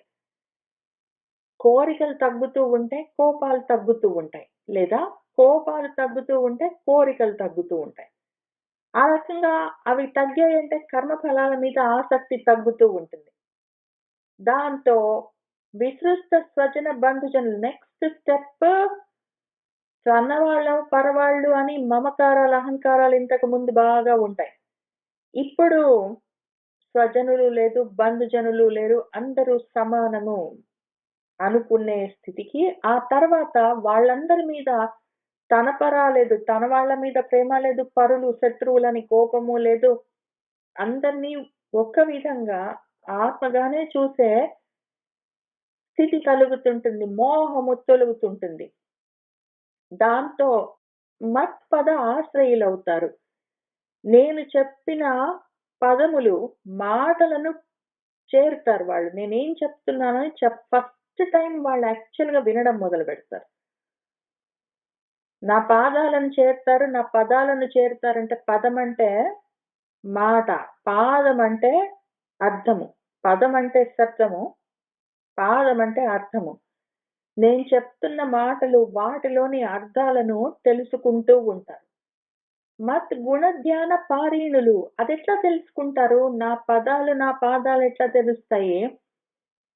నేనేం చేస్తున్నాను అని చూడాలి. అందుకోసమే నేను రకరకాల అవతారాలన్నీ తీసుకుంటాను. దాంతో కొన్ని అవతారాలు చెప్పి నేర్పించే అవతారాలుంటాయి. అప్పుడు పదాలు, నేను చెప్తున్న పదాలు నా మాటల్ని విని ఏం చెప్తున్నానని అర్థం జేసుకోవాలి. కొన్ని చేసి చూపించే అవతారాలుంటాయి. అందులో మళ్ళీ ఏం చేస్తున్నాను అని చూసుకొని అర్థం జేసుకోవాలి. కొన్ని మాటల చేత, కొన్ని చేతల చేత నేర్పిస్తుంటాను.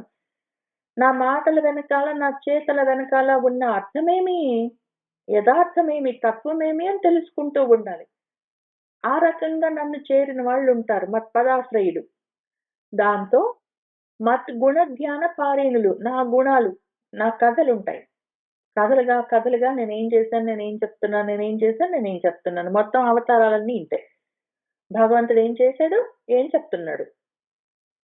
వాటిని అందులో గుణాలు చెప్తున్న విషయాలని అవన్నీ గౌణాలుగా ఉంటాయి. మళ్ళీ ఇది అర్థం చేసుకోవాలి. అవన్నీ గుణాలు. భగవద్గుణాలంటే గౌణంగా అర్థం చేసుకోవాలి.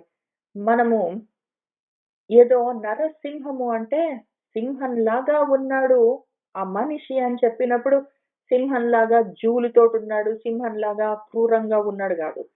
సింహం యొక్క పరాక్రమంతోటి ఉన్నాడని ఎట్లా చెప్తామో, సింహంలోని ఒక గుణము పరాక్రమం అన్న గుణాన్ని మనిషిలో ఎట్లా మనము అర్థం చేసుకుంటామో, అట్లానే భగవంతుడి యొక్క తత్వం మొత్తము కథల్లో గుణాలుగా చూపిస్తారు. ఈ గుణాల ద్వారా గౌణాలుగా ఆ భగవత్ తత్వాన్ని తెలుసుకుంటూ ఉండడం ఒక పద్ధతి ఉన్నది. అందుకోసమే మనకు యాని నామాని గౌణాని అని విశ్వం విష్ణువు వషట్కారః అని చెప్పుకుంటూ వస్తున్న నామాలన్నీ ఉంటాయి. అవన్నీ గౌణాలు, గుణాలు చెప్తూ ఉంటాయి. భగవత్ తత్వాన్ని కథలుగా చెప్తూ ఉంటాయి, గుణాలుగా చెప్తాయి. లేకపోతే ఎట్లా చెప్తాము? ఏమీ లేని వాడి గురించి వాక్కులతో చెప్పాలంటే కష్టము. వాక్కులను దాటిన మౌనం గురించి చెప్పాలంటే మౌనంలో చెప్పాలి. మౌనంలో చెప్పాలంటే మౌనంగా ఉన్న మనసుకే చెప్పాలి. త్రికరణాలు మౌనంగా లేని సమయంలో మౌనం గురించి చెప్తే అర్థం కాదు కాబట్టి గౌణంగా చెప్పి ప్రయత్నం చేస్తారు. ఇప్పుడు ఆ చెప్తున్న గుణాలన్నిటిని ధ్యానించాలి కూర్చొని. అదే పనిగా ధ్యానిస్తుంటే ముందు కూర్చొని ధ్యానిస్తాం. తర్వాత నడుస్తూ, పనులు చేసుకుంటూ, పడుకుంటూ, లేస్తూ, మంచినీళ్ళు తాగుతూ, అన్నం తింటూ, పానీయంబులు తాగుచున్ కూర్చుచున్ ఇంకా ఆ పని, ఈ పని లేదు. ప్రతి చోట అదే ధ్యానంగా నిరంతరంగా నడుస్తూ ఉంటే అది పారాయణంగా, అదే పరత్వంగా ఉన్నప్పుడు దాంతో మత్కథ ప్రసంగం ఇంక సాంగత్యం మొత్తం కథలతోటే. పొద్దస్తమానం ఇవే చెప్పుకోవడము. ఆ కథల్లో ఉన్న గుణాల్ని ధ్యానిస్తూ ఉండడము. వాటితో సంభరితము నిండిపోతూ ఉండాలి శ్రవణాలు. చెవుల నిండా ఇవే కథలు. మనసు నిండా అవే ధ్యానాలు. దాంతో ఆనందం ఇంక అంతా ఇంతా గాదు. ఆ రకంగా అవుచూ, మదీయ కథల నడుపుచూ, నా కథలనే చెప్పుతూ, వాటినే వింటూ, పరమ భాగవతోత్తములను, ఆ రకంగా ఉన్న వాళ్ళను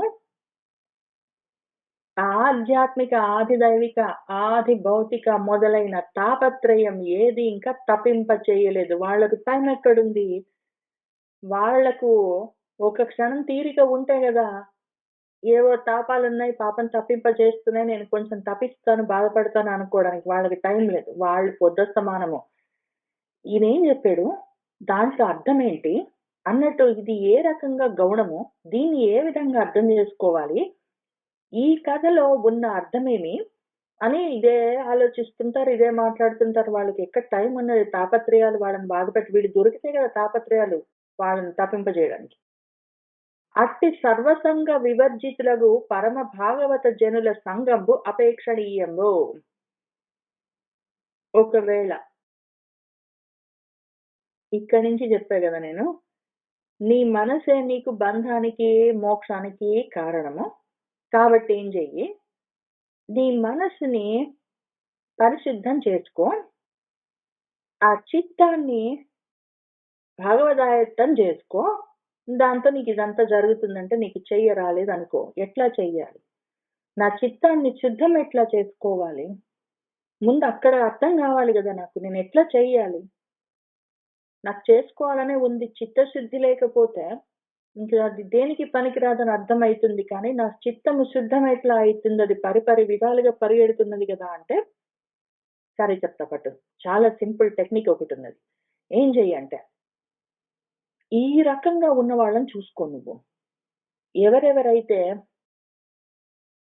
సహనంగా ఉంటారో, సమస్త శరీరధారులతో సుహృత్తులుగా ఉంటారో, పరమ శాంతిగా ఉంటారో, కరుణతో ఉంటారో, ఏ కర్మలు చేసినా భగవత్పరంగా చేసి, కర్మ ఫలాలు ఆశించకుండా నిష్కామంగా కర్మలు చేస్తున్న వాళ్ళు, అదే స్వభావంగా ఉన్న వాళ్ళుంటారో, తన పర భేదాలు చూడకుండా అన్నింటిపైన మోహాన్ని వదిలిపెట్టిన వాళ్ళెవరుంటారో, నేను చెప్తున్నవే వింటూ, అవే మాట్లాడుతూ, దాని గురించే ధ్యానిస్తూ, అవే ప్రసంగాలతో ఉన్న వాళ్ళెవరుంటారో, నా గురించే మాట్లాడుతూ ఉండడం, నా గురించే వింటూ ఉండడం మొదలైనవి ఎవరు చేస్తూ ఉంటారో, ఇక్కడి నుంచి సహనశీలురని చెప్పుకున్న దగ్గర నుంచి, ఇక్కడ వినుచుండు వరకు ఏవేవి లక్షణాలు చెప్పుకున్నామో, ఈ లక్షణాలతో ఉన్న వాళ్ళెవరైనా చుట్టుపక్కల ఉంటే చూసుకో. ఒకవేళ నీ చుట్టూ ఫిజికల్‌గా లేకపోతే, నీ దగ్గర ఒకడు ఫిజికల్‌గా ఉంటే ఎక్కువ టైం వాళ్ళ దగ్గర ఉండడానికి ట్రై చెయి. ఎందుకంటే వాళ్ళు పొద్దుస్తమానం ఇవే మాట్లాడుతుంటారు, ఇవే చెప్తుంటారు, ఇవే అంటూ ఉంటారు. ఇంక దీని గురించే డిస్కస్ చేస్తుంటారు. నువ్వు వేరేగానే మాట్లాడితే కూడా వాళ్ళు మళ్ళీ ఇదే మాట్లాడుతుంటారు. దాంతో ఏమైతుంది నెమ్మదిగా నీ మనసు గూడా సిద్ధమవుతూ ఉంటుంది. తాపత్రయాలను వదిలిపెడుతూ ఉంటుంది. ఫిజికల్‌గా, భౌతికంగా నీ చుట్టుపక్కల వాళ్ళు లేకపోతే, దూరంగా ఎక్కడైనా ఉంటే ఆన్‌లైన్‌లోనో, ఫోన్‌లోనో ఏదో రకంగా కనెక్షన్ పెట్టుకో. బేసికల్లీ ఎంత సమయం కుదిరితే అంత సమయము ఈ రకంగా ఎవరైతే సహనంగా ఉంటారో, అందరితో సమానంగా ఉంటారో, శాంతంగా ఉంటారో, దయతో ఉంటారో, ప్రతిఫలాపేక్ష లేకుండా కర్మలు చేస్తూ ఉంటారో, మోహాలు తొలగించుకుంటూ ఉంటారో, ఇవే విషయాలు మాట్లాడుకుంటూ, చెప్పుకుంటూ, వింటూ, ఆలోచిస్తూ, డిస్కస్ చేస్తూ ఉంటారో, వాళ్ళని చూసుకో. అటువంటి వాళ్ళు నా జీవితానికి ఒక్కడు గూడా లేడు అంటే ఇంక చెప్పడానికి ఏమీ లేదు. ఉంటారు. నువ్వు చూడడం మొదలు పెడితే నీకు కనిపిస్తూ ఉంటారు. ఆ రకంగా కనిపిస్తున్న వాళ్ళని చూసుకో. చూసుకుని వాళ్ళతో సంగం పెట్టుకో. నువ్వు వాళ్ళతో మాట్లాడడం, వాళ్ళతో కూర్చోవడం, వాళ్ళేం చేస్తున్నారని చూడడం అట్లాంటివి చేస్తూ ఉండు. చేస్తే ఏమవుతుంది? అది సకల దోష నివారకంబగును. నీలో ఉన్న దోషాలను అది నివారిస్తుంటుంది. నువ్వు ఒకవేళ దేనికో దానికి బాధపడుతుంటావు, దిగులు పడుతుంటావు, ఏడుస్తుంటావు, ఏవో కష్టాలొచ్చాయి అంటుంటావు, ఏదో సహనం లేదు, తట్టుకునే శక్తి లేదు, ప్రతిదానికి మనసు బలహీనంగా ఉంటుంది, తల్లడిల్లిపోతుంటుంది, ఏడుస్తుంటుందనుకోండి. నువ్వు వీళ్ళతో పోయి కూర్చుంటే, నువ్వు ఒకవేళ ఇవన్నీ ఏడుపులు, ఈ తట్టుకోలేకపోవడాలు, బాధలు, దుఃఖాలు, శోకాలు, మోహాల గురించి చెప్తే వాళ్ళు ఆహాహా! అంటారు, వింటారు కావాలంటే మళ్ళీ ఇవే మాట్లాడుతుంటారు. మళ్ళీ ఎంతసేపు మనసుని ఎట్లా కంట్రోల్‌లో పెట్టుకోవాలి, ఎట్లా మోహాన్ని వదిలించుకోవాలి, ఎట్లా మనసుని భగవదాయత్తం జేసుకోవాలి, దాన్ని ఎట్లా చిత్తంగా తయారు చేయాలి, ఏంటని ఇంకిదే మాట్లాడుతుంటారు. ఇనీషియల్‌గా నువ్వు చెప్పే విషయాలన్నీ వాళ్ళు విన్నా, వినకపోయినా, విసుక్కున్నా, లేచెళ్ళిపోయినా, మళ్ళీ ఇంక తప్పనిసరిగా వినవలసొచ్చినా, ఏదో ఒక కారణానికి వాళ్ళు నువ్వెంత ప్రాపంచికమైన అక్కర్లేని విషయాల్ని మాట్లాడడానికి ట్రై చేసినా, వాళ్ళు అంతే బలంగా దాన్ని డిస్కరేజ్ చేస్తూ ఆత్మతత్వం గురించే మాట్లాడడానికే ఇంట్రెస్ట్ చూపిస్తూ ఉంటారు. దాంతో నెమ్మది నెమ్మదిగా నీ మనసులో ఉన్న సకల దోషాలు, ఏవి దోషాలు? అహంకార, మమకార, రూపాభిమాన జాతంబులగు కామ, లోభాది కలుష వ్రాతాలు మొత్తాలు. ఇవన్నీ ఆ దోషాలన్నీ నివారింపబడుతూ ఉంటాయి. నువ్వు మాట్లాడుతున్నా కూడా వాళ్ళు మాట్లాడకపోతే ఇంకేం చేస్తావు? నువ్వు గూడా నీ ఇంట్లో విషయాలన్నీ అక్కర్లేని విషయాలు చెప్పడం మానేసి, నీ కష్టాలు చెప్పడం మానేసి, ఏడవడం మానేసి, తట్టుకోలేకపోతున్నానని చెప్పడం మానేసి, ఇంకా వీటిని తగ్గిస్తూ వాళ్ళు చెప్తున్నది వినడం మొదలుపెడతావు. దాంతో ఈ దోషాలు పైన చెప్పుకున్నలాంటివన్నీ తొలగిపోతూనే ఉంటాయి ఆటోమేటిక్. అట్టి సత్సంగంబున సర్వప్రాణి హృత్కర్ణ రసాయనంబులగు మదీయ కథా ప్రసంగంబులు కలుగును. దాంతో ఒకటేంటంటే నీలో నువ్వు నీ ఇంటి ప్రాబ్లమ్స్ అన్నీ తీసుకొచ్చి, నీ ఒంటి ప్రాబ్లమ్స్ అన్నీ తీసుకొచ్చి, నీకు ఇంట్లో బయట ఎక్కడో జరుగుతున్నవన్నీ తీసుకొచ్చి ఇక్కడ డిస్కస్ చేస్తే కూడా వాళ్ళు వినరు. వాళ్ళు చేసే డిస్కషన్స్ అన్నీ ఇవే ఉంటాయి మళ్ళీ. వాళ్ళవన్నీ ఆత్మ కథా ప్రసంగాలే ఉంటాయి. దాంతో 2 లాభాలు. ఒకటి నీ కష్టాలు నీకు కష్టాల్లాగా కనిపించవింక. వాటి గురించి ఆలోచించేందుకు టైం ఉండదు. నువ్వు ఎక్కువ ఎక్కువ టైం వీళ్ళతోటున్నావంటే. దాంతో ఆ దోషాలు ఒక పక్కన తొలగుతుంటాయి. నిన్ను మాట్లాడనివ్వరు వాళ్ళు. వాళ్ళివే మాట్లాడతారు. ఇనీషియల్‌గా మొహమాటానికి, మర్యాదకు కొంచెం విన్నా గూడా తర్వాత ఇంక వాళ్ళు వినరు. వాళ్ళకి ఇంట్రెస్ట్ ఉండదు. వాళ్ళు డిస్కరేజ్ చేస్తారు యాక్టివ్‌గా. దాని తర్వాత నెక్స్ట్ ఇమ్మీడియేట్‌గా లాభం ఏంటంటే, నువ్వు కూడా వాళ్ళతో ఉండి వాళ్ళు మాట్లాడుకుంటుంటే డిస్కషన్స్ అన్నీ వింటున్నావంటే అట్టి సత్సంగంతో ఉన్నప్పుడు, సన్మార్గంలో ఉన్న వాళ్ళ సాంగత్యం నీకు కలిగినప్పుడు, సర్వప్రాణి హృత్కండ రసాయనంబు, సర్వప్రాణుల యొక్క హృదయాలను, కర్ణములను, వాళ్ళ చెవులను, వాళ్ళ మనసులను శుద్ధి చేసే రసాయనం ఇది.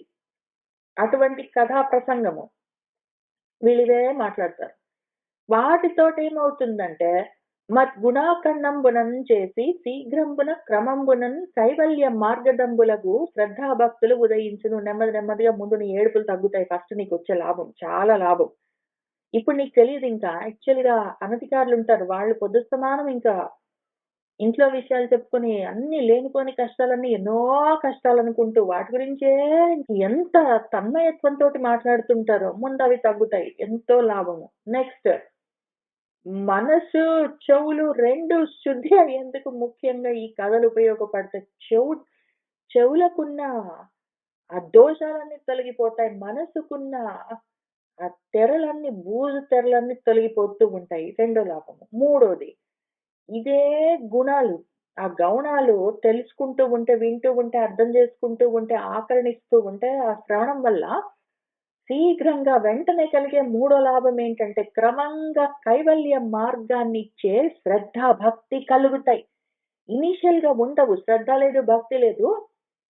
కానీ ధృతితోటి వెళ్ళి అటువంటి సత్పురుషులు సన్మార్గంలో ఉన్న వాళ్ళతో సాంగత్యం పెట్టుకొని వాళ్ళతోటే మాట్లాడడం ఒక్కటైనా కనీసం చేస్తే, నీ ఏడుపులే తీసుకొని పో. వాళ్ళెట్లైనా శుద్ధి చేస్తారు. దాంతో నీ ఏడుపులు తగ్గుతాయి. కథలు వింటూ ఉంటావు, నీకు ముందు చెవులు శుభ్రం అవుతాయి. ప్రాపంచికమైన విషయాలు విని విని విని చెవులు చిల్లులు పడిపోయి ఉంటాయి. మనసంతా ఛిద్రమై ఉంటుంది. దానికి మందు ఫస్ట్. దానికి మా రెండిటికి, మనసుకి చెవులకు మందిది. మూడోది, నీలో ఆ కైవల్యాన్ని ఎట్లా పొందాలన్న మార్గం మెల్లగా ఓపెన్ అయితుంటుంది. శ్రద్ధ, భక్తి కలుగుతూ ఉంటుంది.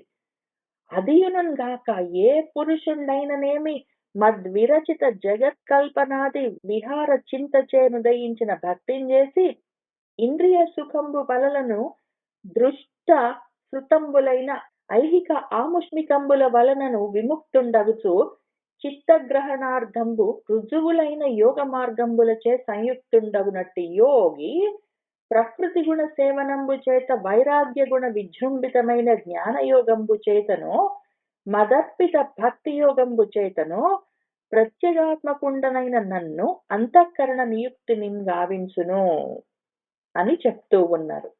ఇప్పుడు మూడో లాభం అయింది కదా. మొదటి లాభము ఈ చెత్తా చెదారం అంతా తొలగిపోతుంది.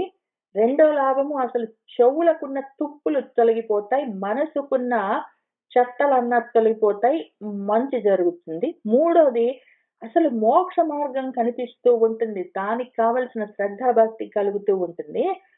దాంతో అదిగాక ఏ పురుషుడైనా గాని మత్ విరచిత జగత్, ఈ మొత్తం జగత్ అంతా ఎవరి వల్ల కల్పించబడ్డది? నా వల్లే.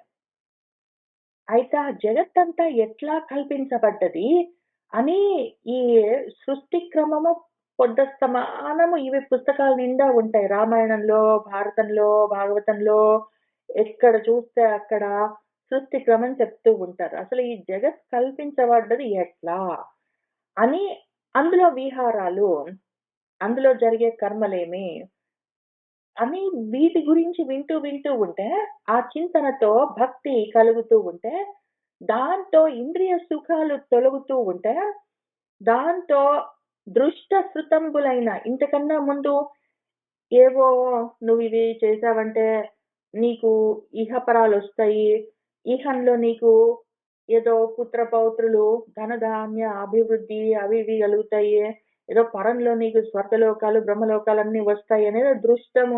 నువ్వు చూసేవి కొన్ని ఉంటాయి. నువ్వు కష్టపడి పని చేసావంటే నీకు కలిగే లాభాలు ఉంటాయి. లేదా నువ్వు ఇవన్నీ చేసావంటే పరంలో నీకేవో వస్తాయని ఏంటంటో చెప్తారు. ఆ చెప్పినవన్నీ ఐహికమైనవి, ఇహానికి సంబంధించినవి, ఆముష్మికమైనవి, పరానికి సంబంధించినవి ఏవేవి ఉన్నాయో వాటన్నిటిలో నుంచి విముక్తుడివైపోతూ ఉంటావు. దాంతో చిత్తగ్రహణార్థంబు, నీ మనస్సు గ్రహించేందుకు మార్గమైన రుజువైన యోగ మార్గాలుంటాయి. వాటితో సంయుక్తుడైనట్టి, వాటితో కూడుకుని ఉన్న యోగి ఎవడున్నాడో వాడు ప్రకృతి గుణ సేవనంబు చేత, ప్రకృతి గుణాలను గ్రహిస్తూ ఉండడం చేత, వైరాగ్య గుణ విజృంభితమైన వైరాగ్యమైన గుణం వీళ్ళలో విజృంభిస్తూ ఉండడం చేత, జ్ఞానయోగం కలుగుతూ ఉండడం చేత, మదర్పిత భక్తి యోగం చేత, ఈ 4 కారణాల చేత అసలు ప్రకృతిని అర్థం చేసుకుంటూ ఉంటే వైరాగ్యం కలుగుతూ ఉంటుంది. వైరాగ్యం కలుగుతూ ఉంటే జ్ఞానం కలుగుతుంటుంది. జ్ఞానం కలుగుతూ ఉంటే భక్తి, ఆత్మతత్వం పైన అత్యంత ఆసక్తి కలుగుతుంటుంది. ఈ విధంగా ఇక్కడికి వచ్చామంటే ప్రత్యేగాత్మగా ఉన్న, అంతఃకరణంలోనే ఉన్న ఆత్మతత్వము తెలుస్తూ ఉంటుంది. అక్కడ ఉన్న నన్ను అంతఃకరణంలోనే అక్కడే ఉంచి తెలుసుకోగలడు అని చెప్పినను విని దేవహూతి కపిలుడితో ఈ విధంగా అంటూ ఉన్నది. ఆమె ఏమంటున్నదంటే, ఏ భక్తి భవత్ గుణపరమై భవపాప ప్రణాశమై ముక్తి శ్రీ లాభము రయమున చేయునో ఆ భక్తి విధంబు తెలియన్ ఆనతి ఈవే. ఏ భక్తి, నువ్వు భక్తి అన్నావు కదా, ఏ భక్తి వల్ల భవత్ గుణపరమై, ఏ భక్తి నీ యొక్క గుణాలకు తగులుకుని ఉంటుందో, ఏ భక్తి భవపాప ప్రణాశమై ప్రపంచాన్ని వదిలిపెట్టేందుకు మార్గమై ఉంటుందో, నశింపచేస్తుందో, సంసారమన్న పాపాన్ని నశింపచేసేది, జన్మలన్న పాపాన్ని నశింపచేసేది ఏ భక్తి ఉన్నదో, నీ పరమై ఉన్న భక్తి ఏదున్నదో, ముక్తి శ్రీ లాభము కలిగించేది ఏదున్నదో, రయ్యమున వేగంగా ఫాస్ట్ గా మోక్షాన్ని కలిగించేది ఏదున్నదో,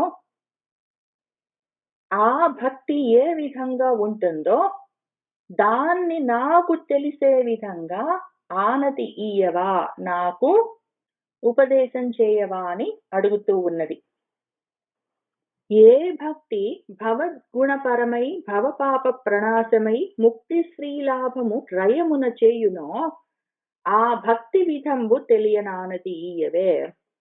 అదియునుగాక భవత్ ఉదితంబైన యోగంబును తత్ అంగంబులును తద్గత తత్వావబోధంబును సాకల్యంబుగా మందబుద్ధినైన నాకు స్ఫుటంబుగా తెలియన్ ఆనతి ఇమ్మనిన కపిలుండు ఇట్లనియే. ఏ భక్తి వల్ల నాకు జన్మలు తొలగి నీ మీద భక్తి కలిగి ముక్తి వెంటనే కలుగుతుందో, అది ఎట్లా ఉంటుందో దాని విధానమేమో నాకు చెప్పు.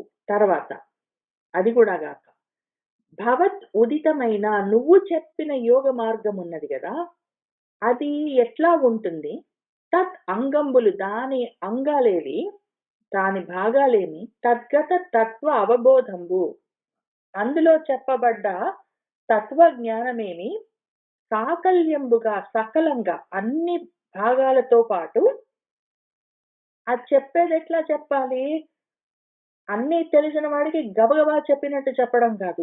ఏమీ తెలియని మందబుద్ధినైన నాకు, నేనింకా మందాధికారిని, నాకు ఉత్తమాధికారం పక్కన పెట్టు, మధ్యమాధికారం కూడా లేదు, నేను మందాధికారంలో ఉన్నాను.